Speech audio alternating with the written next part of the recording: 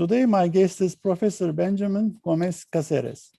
I'll keep my introduction short to maximize our time with him. In the next 30 minutes or so, we'll talk about Ben as a person. Professor Gomes-Casseres is a thought leader and an esteemed scholar, and finally, as a mentor to many PhD students and junior faculty. For the sake of time, I'll skip many of his accomplishments and give you a very quick snapshot. Professor Gomes-Casseres is an authority on alliance strategy and management. He has published many journal articles and books on the topic. He received AIB's Decade Award and the Silver Prize in Economics, Axiom Books Award for his book titled Remix Strategy. He was a finalist for Strategy Award at Thinkers 50. He was also a finalist for the Thought Leader of the Year Award by the Alliance of Merger and Acquisition Advisors. He received the Barry Richmond Award for Best Dissertation in International Management from the Academy of Management in 1987. Thank you, Ben, for joining us. Thank you, Olga. Thank you for having me. It's a pleasure. And thank you for that nice introduction. You know, when you've been around this long, the introduction gets very, very, very long. That's all it is. But thank you for your kind words. Perfect. Ben, what did you want to become when you were a child? An astronomer. I still am an amateur astronomer. I take photographs of the sky. I have an observatory in my backyard. And whenever there's something happening, an eclipse or a lunar this or that, or comets, I'm out there in the cold looking at it. So that really was my hobby at the time, and it still is my hobby. But after a while, I decided that for a career, I didn't want to spend the whole night in a cold telescope taking pictures. Nowadays, that's not how it's done. So I decided to do something else, and well, life takes you in different channels after that. Wow. And where did you grow up? I grew up in Curacao. That is a small island. It's a Dutch colony, originally a Dutch colony. It's now a self-governing part of the Dutch kingdom. It is in the Caribbean. Very part south, close to Venezuela, next to the island of Aruba. Many people know that as a tourist destination, and the island of Bonaire. And Curacao, because it was a shipping center, it was since the 17th century on until today. It has a very important harbor and a strategic location. It was a little bit like the Singapore of the Caribbean, and it was able to get a lot of trade and a lot of people from different backgrounds. So I grew up. This is my high school class, and what you see there is basically a diversity, which includes people from Holland, from Curacao, from Suriname, from Indonesia. Who came to settle later on in the island. And so it's a very multicultural, very international, you might say, island, even though it's a small island. Interesting. How did you choose academia? I think I fell into it. I think I like studying. I enjoy learning. And I had a drive to continue to learn things. And in fact, when I went to do my DBA, I did my DBA at Harvard Business School. I didn't know anything really about academia, whether I wanted to stay there or wanted to become a consultant, I don't know. But after completing a Harvard degree and getting a job offer from Harvard Business School, well, I couldn't turn that down. So I had to see what it's like to be a professor, which I did for 10 years there. And then afterwards, I went to Brandeis, which is my original alma mater. This was my undergraduate school, Brandeis University, right outside of Boston. And it's a small school, liberal arts school, and we did not have a business school at the time. We were just beginning to create a master's program in international economics and things like that. And so I actually came in from HBS in order to set up the business program. And we now have a business undergraduate, MBA, business students, and a great faculty, including business faculty, which we've hired since I came here, actually. Perfect. And about alliances, or strategic alliances, international business, how did you choose this area particularly? Yeah, well, that's another one that I fell into, I suppose. I actually chose to go to Harvard to study with Lou Wells. Lou Wells, if you haven't interviewed him, is a giant in the field Lou Wells was the closest disciple of Ray Vernon. Ray Vernon, of course, was the founding leading light of international business, at least at the Harvard Business School, at the same time that Charles Kindleberger at MIT and Stephen Heimer at MIT and others were beginning to look at the multinational enterprises and their operations abroad. And he wrote a very important book, Sovereignty at Bay, which if you read today, my guess is you'll find still all these hypotheses that are testable and that are true. This is an amazing work which was based on a database which he created at the time called the Harvard Multinational Enterprise Project, which basically looked at the top 200 US multinationals, and later they do it for European multinationals, and got data on each of their subsidiaries. So it's not data that you can find in governments, as you know that. Mhm. So they collected the data on each of subsidiaries, including data on ownership and other things like size of the company and employees and country and date of entry and partners, etc. So when I was there working with Lou Wells, this was the time, so we're talking now 1980, 81, 82, 83 is, 85 is when my degree was. So during that time, basically the transaction cost approach to international business had began to really take steam. It started earlier with Buckley and Casson, of course, before that with Oliver Williamson, but with Buckley and Casson, and then Jean-François Henard was writing about this at the time. And so what I tried to do was, with this great data that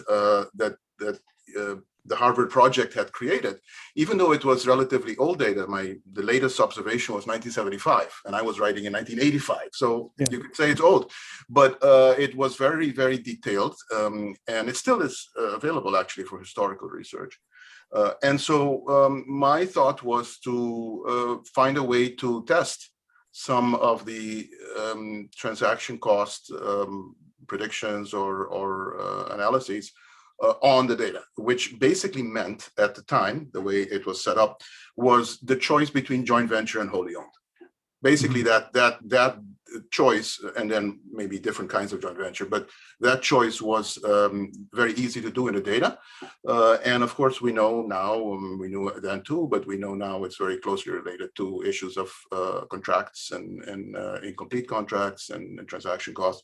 And so that was part of my thesis. And the other part was something that came really out of Lou Wells's, most directly his work, although that too goes back to Ray Vernon, which is the bargaining approach. And the bargaining approach was the idea that host countries will often put some barrier, as you know, for new entrants. And the barriers might include ownership restrictions. There might be other ones too.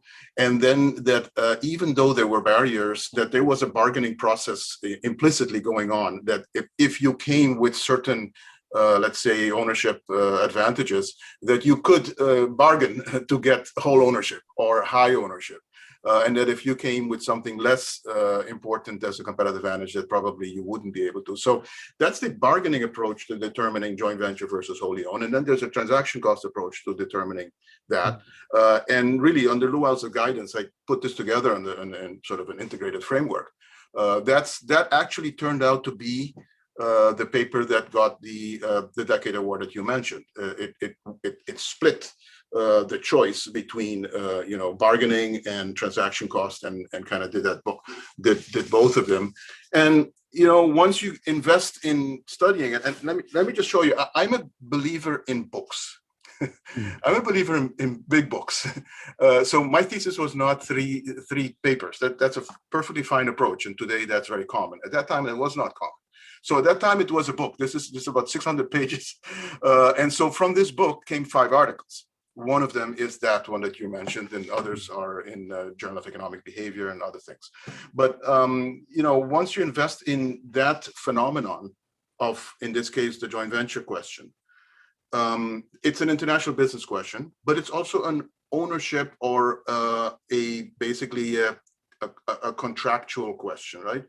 And I continue to work on both tracks. I continue to teach and do work on political economy because that actually was my background. I have a background in economic development. When I came out of Curacao, that was my interest. So I'm always interested in economic development and the impact of multinationals on developing countries. That's the sort of international business part. But then the joint venture question became a generic one, regardless of nationality. And that was also the time then, we're talking 1980s, when high tech became very popular. What we now see now as the world was beginning to be born then. The IBM PC was created in 1981. So basically the whole world of tech that we see today. And of course, we know that in the tech world, it's, alliances and various forms of collaboration are critical for other reasons, not for the same reasons that going to India or Mexico would have been for the multinational, but it continues to be very important. So I think at some point, I remember making this choice. So what's going to be sort of like my direction? And at that point, I started writing a lot about strategic alliances, people call it that. And I said that's what I'm going to do. And in a global context, but not per se because of the international crossing borders question. And so that made me, I suppose, more of a strategy person, which is, I guess, where I continued. So from that work at Harvard, I continued to teach international political economy, but I moved more and more into the strategy field, more generally. And by 1996, or 10 years later, this book, which really is about sort of how alliances are reshaping business. And at that time, ecosystems was actually just introduced at that time as a word. I didn't use the word ecosystems, but we talk quite a bit in this book about constellations, about multiple partner groups. So that's, I suppose the rest is history, but I doubled down on the type of business that I learned when I came in by studying international business first. And I always thought that when you study international business, you are getting a special angle because you actually see transactions that cross borders. You see them. You don't see them if there is a subsidiary in Ohio with a subsidiary in Boston. You would not be able to measure what's going on there. There's not being reported anywhere. Whereas once you go across borders, it's a separate entity. It gets reported. The trade flows get reported. So international business, in a way, allows you to decompose a corporate structure in a way that a purely domestic kind of business doesn't allow. So I think it gives you that special insight into some of the margins, if you will, of the business.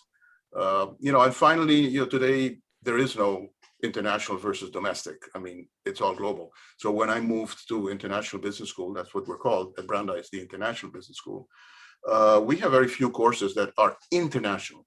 Everything is global. We are cosmopolitan at heart, and we are basically global in everything we do. Our students are, vast majority international, but they are not here necessarily to study how a multinational operates. They're here. They're international students studying business, which is a little bit different from studying international business. And the way I got into it, and maybe you too, we come from international background. So it's a natural entry into the world of business to study the international component because we know our countries. But after a while, you see that this is part of a larger phenomenon, which is independent sometimes of borders. And so I ended up becoming, I guess, more of a general strategy person focusing on alliances in particular. Thank you. Ben, if you stop doing what you're doing today, what's the second best career path for you? How would you do? Well, it's too late to make any major career path change. I would say, I told you astronomy was already out, but I would say perhaps architecture. I think the question of design, for fit, some of the most inspiring books I read during my doctoral work were about architecture, were about how architects think about a problem and find a way to fit it with a artificial structure, man-made structures, which is what corporations are. So there's nothing natural in a corporation or in a market. They're man-made structures, and they're man-made structures for certain purposes. and they're in a context that also has certain purposes. The political economy we are in is also not a natural thing. It's man-made. So yeah. It's actually fascinating to see how your brain is working. You see these, you're making very interesting connections between entities, and you're establishing such exactly structure. This was interesting. Regrets, have you got any regrets? I always look forward. I believe in, buying a computer and never looking again at what the price would have been tomorrow for that same computer. You're committed to it, work to use the best you can. So, there's not much that I would look back on and say I would want to do it differently. I'm very lucky. I'm very privileged to have come here, to have been able to educate myself and have such mentors and such powerful places to learn, and books continue to be the inspiration. So you mentioned my book Remix Strategy. That's the one I would plug. So if anybody wants to know what I'm about, this is where it is. Except there's also 2 LinkedIn courses which are even more popular than this. And they're very easy to grasp. But I went back to my undergraduate study to look back at Joseph Schumpeter and how he defined entrepreneurship, and how for him the most important thing were combinations, right? Everything was a recombination. So the word remix comes from the word recombinant. So this is a book about recombinant strategy, but my editor said that will never sell if you call it recombinant strategy. So you have to find a better way to think about it, and this is much more modern. So Schumpeter, Edith Penrose, this is the book to go back to. I mean, I just wrote something about how relevant it is today, in today's world, with Google and Apple and all those people. It's still, totally applicable. You have to expand it a bit to do that. And of course, transaction costs, this is the Williamson book, but obviously, actually that's one area where an article really had the big impact, which is Coase's Nature of the Firm. And that article continues to, be powerful. But other than that, I think I like big ideas, and I like people who lay them out in a rich way. So my recommendation to your audience, if they're in the business of getting into this field, is yes, focus on your topic of your thesis, and your probably fairly well defined, maybe narrow, just like I did, joint venture versus wholly owned. That was my only question, right? And I took somebody else's theory and somebody else's data, and I tested it. That's the classic solution for a thesis. But do that. On the other hand, think about the big picture in which you're working.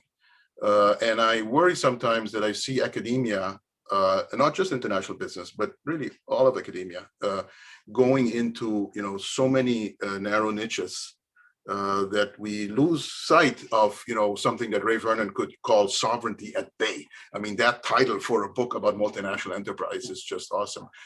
So think about the big ideas. Those are the ones that last. And the title of that book is beautiful. That's a gorgeous title. That titles are really important. I've thought a lot about Remix Strategy. Titles are super important, but what it does is actually, I have a cartoon up here with a Dilbert cartoon that said, we have the title for the book. We're done now. All the rest is filler.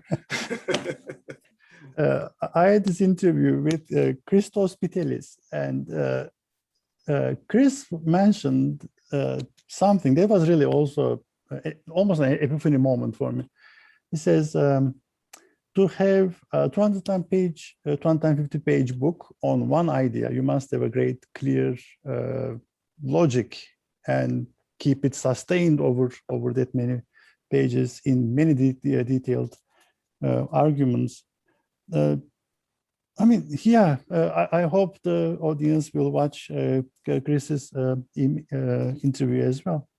So let's talk about research a bit. How do you explain your research to laymen who don't read business or who don't read academic work? And how do you explain the importance of your research to them? Well, really, it's all around us. I mean, my research is, as I said, on business combinations. So you cannot open the paper today without seeing something around merger or acquisition or alliance.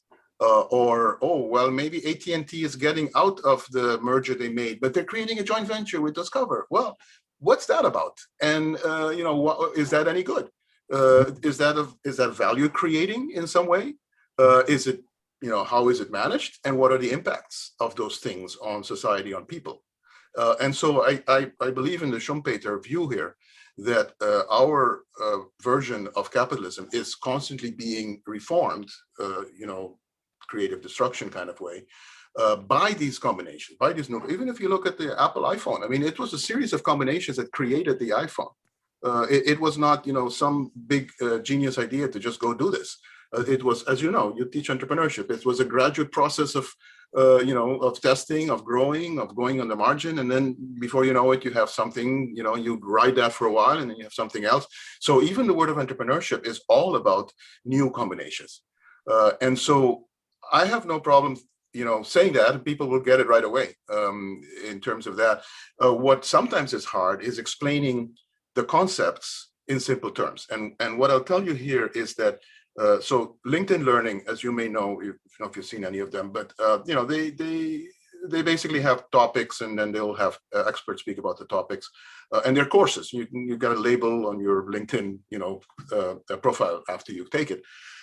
And they invited me, based on the book, to do one on strategic partnerships, and I did that one. And then they invited me after that to do one on ecosystems and platforms, and I did that. Both of them are super popular. Every morning I get 2 or 3, invites from people who saw it and want to be, a friend. So which I like. So what they told me to do then was to script out, not what we're doing here. They basically they fly you to California, they film you with 2 or 3 people, director and all that, and they wanted to script it out. And the script had to be at 8th grade level, 8, right? Now, I thought, oh, no way, because my book, when I ran it through the system, was at 11th grade or 12th grade level. But it turns out that you can explain all the difficult ideas, even at 6th grade level. And so, I talk about incomplete contracts. I explain that to people using very simple things. And I use very simple, when I want to talk about joint value, I tell them it's 1 and 1 is 3, right? And this is what sticks. So people will always think about joint value and they see this. Then I tell them, well, how do you govern that combination? It's 1 and 1 is 1. See, it's a very simple thing, right? And it won't make it into any academic journal. But if you ask me how to explain this to the smart manager, they want to see that thing. And the last thing these are the sort of the triangle in my view, is sharing value. So you need to create value, you need to govern the relationship, and then you have to share the value. That's every combination. That's my prism, right? Every combination depends on that prism. So the sharing value is a bargaining problem, and that's 1 + 1 is 1.4 + 1.6 or 1.7 or 1.3. You get the idea, right? So the point is to boil down the idea, and I can't tell you how much I thought about this triangle. So the book is called The 3 Laws of Business Combination. So, I'll honestly say, I looked at other laws and forces and 5 forces. And I said, okay, what are the laws that apply to a combination? And it turns out, as you think of it hard and hard, it turns out the economics of creating value. That's like super important. If you can't create value by scale or complementarity or something like that, then there's nothing there, right? But even if you can create value, you need to manage it properly, right? That's the issue of governance. So that's the issue of where transaction costs, incomplete contracts, very important there, and management process is coming to play. And even after you do that, if you don't properly share the value in a way that everybody is sort of incentivized, then it's going to break. So that triad, those 3 laws apply to every merger that I see, and the big ones and the small ones, whether they succeed or fail, you can find that story in there. Same thing with alliances. So that's where I end up after coming in from Curacao, studying international business, trying to look for the essence of joint ventures, but then ending up with a larger picture, I think, at least I feel that way, about how combinations work. Ben, what can you say about the understudied? Let me ask you, understudied areas, things that we should be doing more in international business or strategic management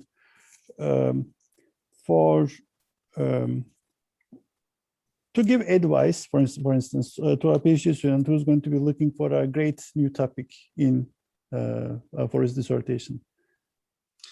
Yeah, it's funny because I don't know that I made a choice like that myself, right? I mean, I don't think I stood back and said what's the important topic. I do think you want to be conscious of where the world is going, right? You kind of have to feel about not just where the academic literature is going, because academic literature is 3, 4, 5, 10 years behind the world, right? Mhm. So first where the world is going, like understand what the issues are, and then I think understand the newest tools we have, which is what academic literature does give you. The newest tools, whether it's an economic analysis, or organizational analysis, or political analysis, or sociology, or any of those things. Understand them, and then see if they help you tackle a problem, which is in the world, right? I mean, I think the Harvard way is always step out of the lab, go out, go. When I did that big thesis I told you, it was all statistics, but Lou Wells told me go interview some people, which I did, and those are very helpful. And later on, I ended up writing cases, like the case on Fuji Xerox, people know maybe very well as a joint venture case. That was because I went into the field and tried to understand how the thing really works. So I do think you need to have that in touch with sort of the reality of where the world is going and what companies are doing and what business is doing. And, so today's world, I mean, climate change would be one of the huge topics that I think I would be encouraged by having people address that. But in something we do at Brandeis, we have a week with it, we call the business of climate change. What is the business that will drive improvements to the climate situation? So, in asset management, it's ESG investment, right?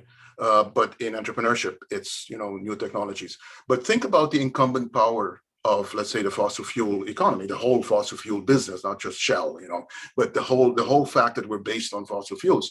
Where is that going to go, right? Well, how are they going to give up power? Or what is the entry point in which one can begin to make those changes? Because if we don't make that, then 20 years from now, we'll be in deep trouble, if not now already. So I think that's probably the biggest issue to look at.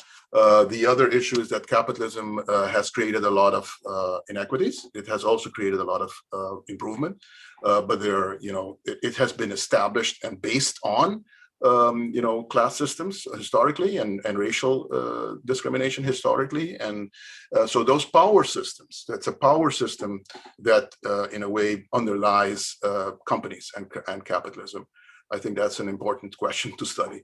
And finally, the geopolitics of the world are shifting rapidly, as you know.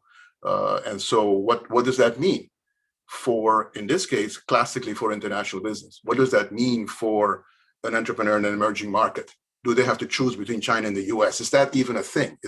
Where's the supply chain going to go? So there are so many hot, important questions. And I would say, grab onto one of those, but then grab onto a tool set. As I said, in my case, it may have been transaction cost and bargaining theory, but that's old. That's well known. So accept it, apply it, move on.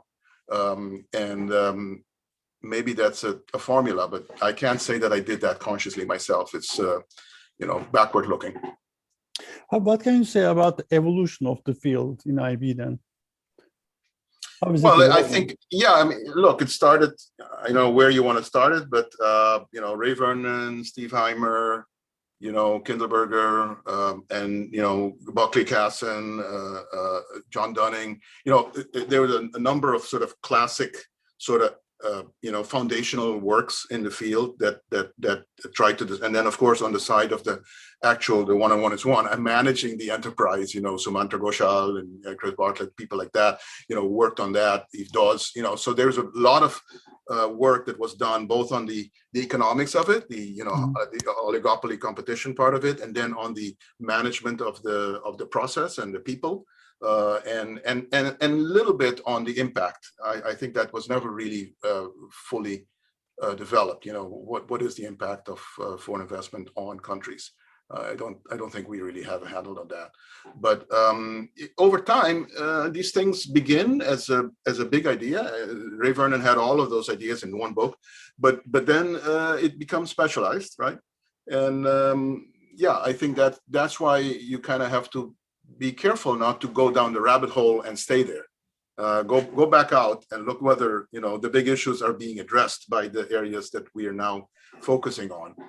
And I would say I think there's sometimes a tendency in the academic sort of journal world to create debates that are sometimes a little artificial, because people are slicing things so thinly to kind of make a difference.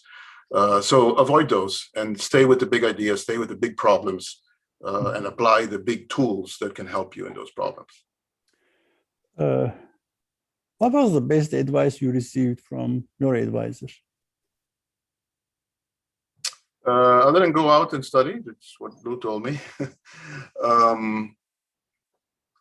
Yeah, I think, I don't know if it's advice or behavior of the advisor, which is to let you run,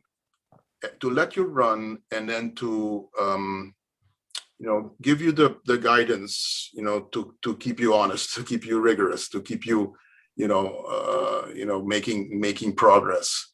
I think that's the best way to go. When I work with a PhD student, I really don't like to give them a topic or tell them, come do this piece of research and you have a paper. I mean, you could do that, but most important is to look for a scholar is to look inside yourself or to look inside your background. I mean, I can tell you that, some of the stuff I studied was basically stuff I learned earlier because I did a master's degree and then I worked for the World Bank, and I learned a lot at the World Bank, which I then ended up doing in my doctoral work. So I think go back into what you know and what you've experienced, and that gives you a differentiation, and then find ways to make it a rigorous scholarly pursuit. What are some of the common mistakes that you see junior faculty or PhD students make that you would say don't do it? You would. Yeah, maybe what I just mentioned. I mean, our theory is very confusing. We have a lot of words that say the same thing. We have theories that aren't really that much different from each other, claiming they're different from each other, because that's how you establish yourself in a journal. Maybe I would say be careful of that. Keep it real. Keep it real. This is not about theory. We're not solving cosmological physics problems here. We're trying to help understand the world around us and ultimately understand how we work in that world and how we manage that world. So if you start losing the relevance in name of some sort of rigor, then I think that rigor is probably misplaced, at least in our field. There isn't that much pure math that you can apply to our field that still makes sense in terms of relevance. Interesting. So don't use relevance. Now, for the sake of time, what is a question that I should have asked you but haven't? I don't know, because it depends on who you are and what you are. So, there's nothing about me that requires a question. It's just that whatever is in your mind is the question that you should have asked. So you probably did. Those are the questions you generated. And if somebody is watching this and they have a question based on what they learned, it's just like when you do a case discussion. You cannot tell the people in the end what they should have learned, because everybody learns based on a different starting point, and they walk away with something a little bit different. So that's the question. It's whatever is still living in your mind. That's what I should have asked. Thank you so much. Thank you so much, Ben. Okay. Thank you for your time. I learned a lot. Well, guys, thank you very much. And thank you for doing this. I hope that people will watch, not necessarily this one, but all the other leading lights that you have on here. And it's a good way to build community in our field. Thanks.